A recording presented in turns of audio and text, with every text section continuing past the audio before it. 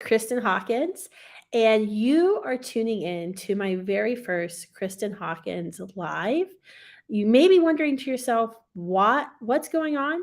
Well, I've been going live every day on Kristan Hawkins' Instagram, my Instagram account, just recapping the pro life news of the day. And so now we're coming to you live on YouTube and Facebook as well. I'm so excited to be sharing with you the news.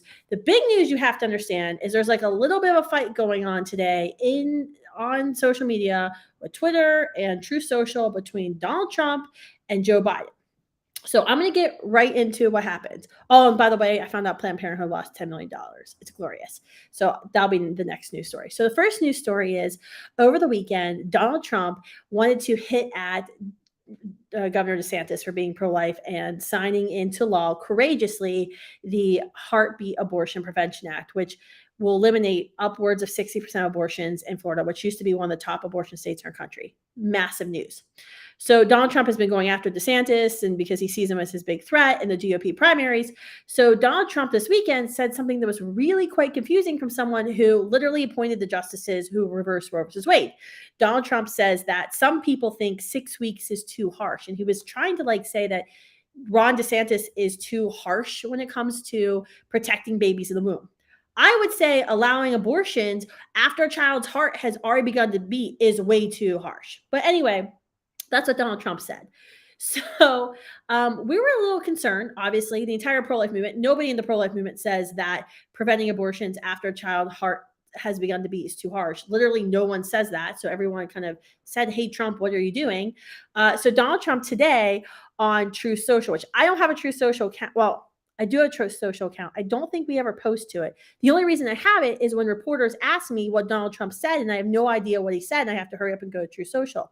True story. That's what happened today. I was on an interview with Politico, who asked me what I thought about Donald Trump's recent comments, and I hurried up, brought it up on my phone. So this is what he said. After 50 years of failure, with nobody coming even close, I was able to kill Roe v. Wade, much to the shock of everyone. And for the first time, the pro-life movement put the pro-life movement in a strong negotiating position over the radicals that are willing to kill babies even into their 9th month and beyond. True. Without me, there would be no 6 weeks, 10 weeks, 15 weeks, or whatever is finally agreed to. What he's alluding to there is internal disagreement. Some people say that we should have a National Abortion Prevention Act at 15 weeks. Students for Life, Live Action, the pro-life gen is saying, listen, at minimum, it should be a Heartbeat Prevention Act at 6 weeks. But what we really want is life at conception, which will eliminate all abortions. He goes on to say, without me, the pro-life movement would have just kept losing. Thank you, President Trump. So I know he really put that out because he literally thanked himself in the quote, which was pretty cute. Very Donald Trumpy style, kind of misreading that. Anyway, so he puts that out today because he's upset that people like myself and like every other pro-life leader in America said, hey, Donald Trump, preventing abortions at 6 weeks is not too harsh. You're totally wrong on that. While at the same time, we recognize he literally is the most pro-life president we've ever had. He has the strongest credentials of any president ever when it comes to preventing abortion, because he did appoint the justices that ended Roe versus Wade. Killed was an interesting word choice for the pro-life movement. We wouldn't probably use that, but he's correct. Okay. So he says that to defend himself against people like me, and all the other pro-life leaders are saying, listen, 6 weeks is not too harsh. That is a consensus position. When we poll the pro-life generation, preventing abortions when a heartbeat is present, he polls the same as preventing abortions at 12 weeks, as preventing abortions at 15 weeks. This is consensus position because it just makes sense. Where there's a heartbeat, there's obviously life. And people don't like to think of abortion as killing anyone. So that's a really good discussion place to start. So he puts this out in True Social, which I'm pretty fine with. I think I don't like this thing is that without me, the pro-life movement kept losing. That's not true. We win every single time a baby is saved from abortion, but whatever. He's entitled to his opinion. But now Joe Biden, so he actually gets this True Social quote, and you'll see Joe Biden's staff. It wasn't obviously Joe Biden tweeting, because I don't think the man knows how to operate any social media. They underline this. Joe Biden's staff goes to Twitter, Instagram, all these places, and says, this is as clear as it gets. Donald Trump and MAGA Republicans are responsible for killing Roe versus Wade. Yep. If you vote for them, they'll go even further. Yep. Notice how they completely glossed over the fact that Donald Trump said, rightly so, what the Democrats' platform is, which is killing babies up until the moment of birth and sometimes even after. Because as you know, and I know multiple times the Democrats have failed to allow a Born Alive Infant Protection Act to actually advance in Congress. We've passed in the House with zero Democrats voting for it, or maybe one Democrat voting for it. And the Senate, the pro abortion Democrat controlled Senate, won't even allow a vote. And that's not even a bill that would end any abortions. It simply says if accidentally born alive during abortion, the abortionists and the medical workers, if there's even medical workers there at the abortion facility, are obligated to call EMT and offer life-sustaining support. So there's a and truthful tweet, I don't know if you call them tweets, war over abortion, here for it. The main point I want to make, if you're listening to this live stream, is President, the left, the pro-abortion lobby wants to destroy you, doesn't want you to win in 2024. They're going to relentlessly attack you for appointing the justices that reversed Roe versus Wade and being the most pro-life president in history ever. So why keep making weird statements about your position on abortion? Just come out and be fully fledged pro-life. Commit here and now to protecting life at the moment of conception when unique human life comes into existence, and rally the pro-life generation, rally the pro-life movement behind you, like what happened in 2016. Do that now. Why wait? Why make commitments for months on end? All right. Next news story to talk about that I mentioned earlier is Planned Parenthood. I was so excited today when I read this headline. Planned Parenthood PAC spent $10 million in North Carolina in the last 4 state-level elections trying to win state legislators to the state house. Students for Life Action, we're my second organization that we lead. We're a new baby organization. We were launched in 2019. We spent a few thousand in 2022 in North Carolina, knowing how close it was to getting to a Republican control to override the Democrat extremist, Roy Cooper, who's the governor there. And they spent $10 million and they got their butts kicked. So the 12-week Abortion Prevention Act was overridden. So the governor's veto of that act was overridden yesterday. It's going to go into effect July 1st. It will save 5 to 6% of babies in North Carolina. Doesn't go far enough. Should have at least been a heartbeat bill, but it's a great dang start. It's going to save lives. And what most people don't know, it actually provides funding for abortion alternatives in the state. And it proves once and for all, next time someone says, no one's really for late-term abortion, yes, they are. And they all lined up behind the Democratic governor of North Carolina, Roy Cooper, as he vetoed the bill that would have prevented late-term abortions in his state. So yeah, Democrats are for late-term abortion. You heard it right there. All right, so this is another bill I want to talk about. So in Illinois, there has been a bill that was just recently passed. It's gone to the governor, the pro-abortion J.B. Pritzker's desk. He's obviously going to sign it. It's blatantly unconstitutional. Illinois has a history of attacking pregnancy centers because they don't like anybody that could possibly take any clients away from the abortion lobby. You know, Planned Parenthood has this mega abortion facility in Aurora. It's absolutely sickening. This law is messed up, though. And the reason I want to talk about it is because what the bad things in Democrat states do not just stay in one Democrat state. They always go to other states. So this is coming, just like the stupid paper straw mandate when I have to carry plastic straws in my purse now because you never know when you're going to be in a blue state. This is not going to stop. So Illinois passed this bill that accuses pregnancy resource centers, the places that give out free diapers and formula, job training, maternity clothes, parenting classes, places that do things that Planned Parenthood and the abortion lobby never even claims to do. They've accused pregnancy centers of the quote unquote deceptive and manipulative practices, and allows the attorney general of the state, based on a complaint, anybody, not even against anyone, can make a complaint against any pregnancy center in the state, and there's literally dozens of them. Even Planned Parenthood of Illinois can make a complaint. The AG can just decide on his or own if he wants to investigate, how he wants to investigate, what, and he can also just decide what deceptive manipulative practice is, because the bill writers refuse to actually define what a deceptive and manipulative practice is. And he can fine the pregnancy centers up to $50,000 per offense. Now, what's really interesting is our friends at Thomas More Legal Society, they do a lot of pro bono legal cases for pro-life high school students. For us, they did a FOIA, Freedom of Information Act. That's when you like request documents for the government that they won't give to you, but because we're taxpayers, we can request it. So they did a FOIA in Illinois, and they wanted to see how many complaints against pregnancy centers in Illinois are there really. So they asked for all the complaints to pregnancy centers in Illinois in the past 10 years. Guess how many complaints the government of Illinois forwarded to them? Zero. In 10 years, zero complaints against pregnancy centers in Illinois, because they actually help women and give them resources. Zero complaints. Yeah, this bill was like this huge hubbub. They had to pass it. It was an emergency. These deceptive practices could literally refer to anything. When you know how pro-aborts routinely deny like science, when we prove to women that their child's heartbeat has already begun to beat at 5 weeks, and you do an ultrasound, or you tell them based on everybody else's ultrasound that the child's heart begins to beat. State of Illinois can say, it's not a heartbeat, it's fetal cardiac pole activity, therefore it's deceptive, therefore we fine you $50,000. This is how broad and nonsensical this law is. Hopefully it goes to court and this bad idea gets stopped dead in its tracks. It's absolutely outrageous. Let's see, what's the next thing?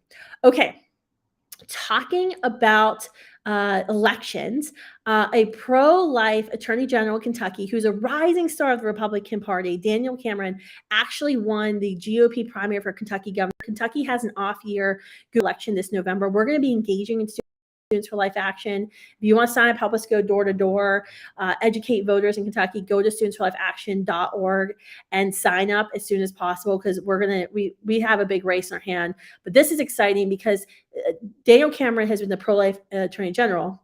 The incumbent, Andy Beshear, is this pro-abortion extremist, and he uses like Bible verses, so people, I guess, are confused in Kentucky that he's actually like this pro-abortion extremist. There's been like this open fight against them because Kentucky has some significant pro-life protections in place, and Daniel Cameron has been trying to enforce those. I want him to enforce the rule of law, because that's just how Democrats are. They just want to ignore laws they don't like. We'll get to that in the next story. But anyway, so Daniel Cameron's been this huge advocate. He went to the Supreme Court to defend his state's pro-life laws, even against the governor's wishes. Because he was upholding the rule of law and what the legislators actually passed in the state. So look for more information about Daniel Cameron. He is a rock star. I can't wait to support him and see him sworn in as governor of Kentucky. All right, next one. Speaking of laws that pro-aborts don't like. So if you go to the New York Times today, there's actually a pretty fair piece. I haven't fully read it. I got the clips out because I used to pay for the New York Times. But there's a pretty fair piece from what I've read. I'm quoted in it. It's called How a 150-Year-Old Law Against the Lewdness Became the Key to the Abortion Fight. A lot about this in recent weeks and months. This is a Comstock Act. The Comstock Act was passed in the late 1800s, which bans the mailing of information or materials for abortion. So you know how we've been mailing chemical abortion pills to women across the country, and the Biden administration's weaponized FDA said that's totally fine.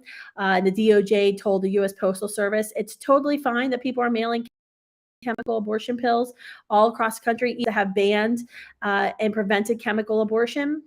You know that thing?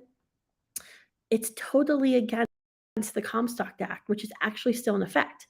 But the left is going crazy because they kind of forgot about this law.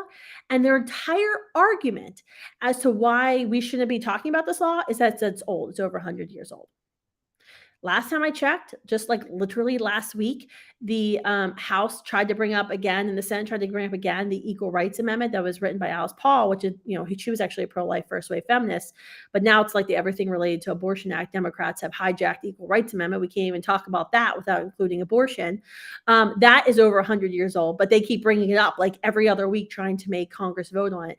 And their whole point is that yes, the Equal Rights Amendment failed to be ratified in the 80s when Congress had given it one They had a time limit and then extended the second time limit, failed, but it didn't matter. The time limits never mattered. Therefore, it's ratified, even though other states have unratified it in the meantime.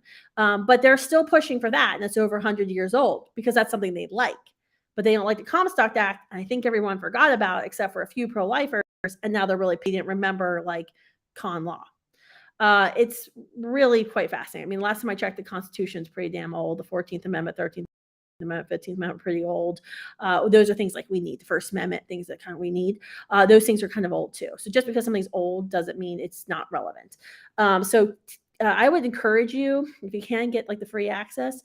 Get the free access. Read this article. I'm going to get the free access later tonight. I'll go in incognito mode on my husband's phone. I'll read the whole article because this is coming up. This was mentioned today in the Fifth Circuit Appeals Court in Texas. They had the hearing about the Texas judge, the Eastern Texas judge, the Western Texas judge, who on Good Friday actually issued the injunction against mifepristone, which is the first pill in the chemical abortion cocktail, RU486, which kills a child, starves a child. It's a progesterone blocker. That judge on Good Friday said, look, the FDA didn't follow its own protocol when it approved these drugs and make sure it's not actually harming women. They use like this AIDS HIV rapid approval process. Therefore, mifepristone should not have been approved. The FDA needs to take these drugs and go back and approve it. I made big news Good Friday. And then the Fifth Circuit came back a few days later and said, well, hold up, let's have a pause on that ruling until we investigate. And we have a hearing. Today, the Fifth Circuit of Appeals had a hearing. Guess what got brought up in that hearing? Comstock. So you're going to be hearing more on that. Let's see, what's the next thing? Oh, yeah. Before we get to this. Oh, actually, no, I'm going to get to this one. So the other thing I want to talk about is next week, May 22nd, the rumor is Senator Tim Scott's going to announce his presidential campaign. We've heard that Vice President Pence, the most pro-life vice president ever, is going to be announcing his presidential campaign. Ron DeSantis, the Florida legislative session's now over. We've heard that he's going to be announcing his run for president. The field is going to get crowded. It's no longer just going to be Vivica Cake and Nikki Haley and Donald Trump. We're going to be releasing scorecards or reports candidates who have had amazing pro-life records, but then haven't said such great things earlier, recently. Check out what I just said earlier. Also, people who say great things, but then also say bad things and haven't really done anything for the pro-life since being elected to the U.S. Senate.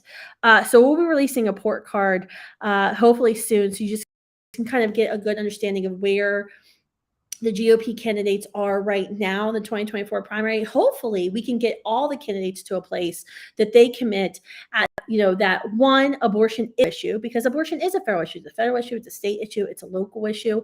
The 14th Amendment tells us that all we need to do is Congress just needs to say, yes, the preborn human in the womb is a person, and therefore equal protection applies. Bam. Abortion gone. That certainly makes it a federal issue. The 14th Amendment should apply to every human being in the United States, every person. So we're going to be talking a lot about that National Celebrate Life Day. I hope you've registered. It's June 24th at Steps and Lincoln Memorial, nationalcelebratelifeday.com.org. But this is going to heat up to every single presidential candidate running on the Republican side to say that abortion is a federal issue, and also that they believe that as president, they will act to be pro-life, meaning they will sign into law at minimum a National Heartbeat Prevention Act, or better, which we would prefer, life at conception, when human life begins, and that they will be a pro-life president. Like there's two things we need them to do. So we're going to need some help pushing all the candidates to really get them on the record. One thing I've been considering, and I'm not too sure about, I'd love to get your all's opinion on it, should we get involved? Should the pro-life movement get involved and actually endorse in the 2024 primary? We've never done that before, but we might need to. We really might need to. I'm considering it. So pray for me, and I love to hear your opinions on this. Oh my gosh, your comments are crazy. I can't keep up with all your comments. Okay, I'm going to end the show this new daily news show with a clip that was just released today from Hunter College.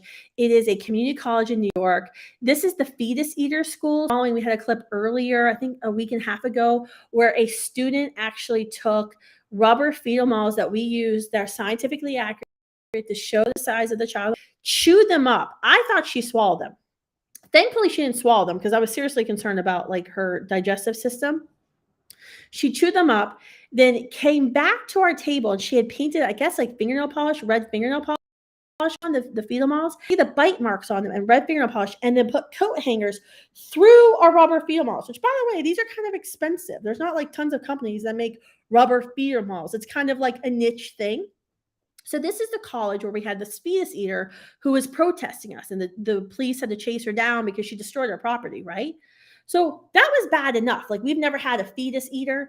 We call our fetus models Cletus. So Cletus died on that campus. But what I have also learned was there was an unhinged professor at college who started yelling at our students, totally unprofessional, totally wrong. When you think about the university, this is someone who has the ability to give grades that like makes or breaks your scholarship, that could help you get into a different school, a master's degree. So it's like really bad when a college professor starts attacking pro-life students for just expressing freedom of speech, and shows you just how crazy the liberal pro-abortion woke ideology is of this whole like, words are violent, therefore you must shut the hell up. It's absolutely unbelievable. I'm going to play the clip and I'm going to answer some of your questions you put in the comments. So let me see here if I can do it.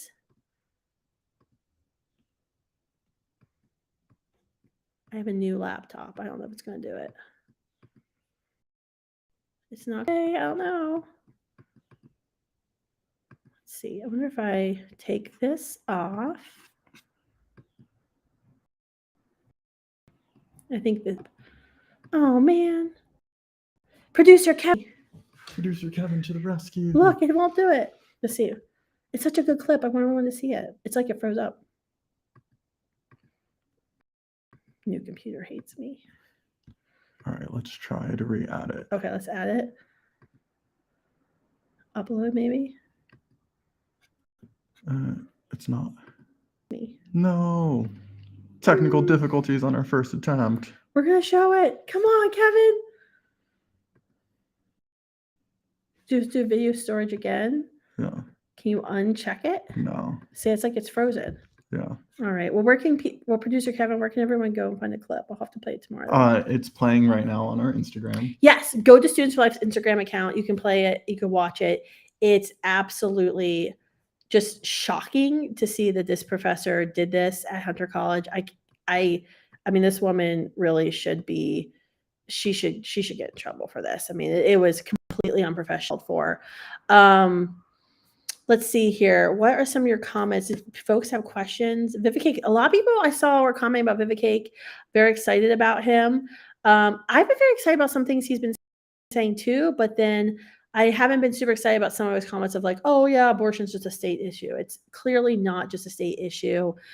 We know it's not a state issue by the very fact that the 14th Amendment gave us protections to protect children, and all human persons, and protect them equally, and that it shouldn't depend on, where you are in the country as to whether or not you have the very right to life. All right. So I think that's it. I'm scanning your questions. So I see more. Thank you for all the cool comments. I love the Trump 2024s. Please call our friend, President Trump, and tell him to get right on his messaging. They're going to attack him anyway. There'll be 100 advocating for his lives. I would love to see that happen. Nothing more would make me happier. Thank you all. I'll see you tomorrow.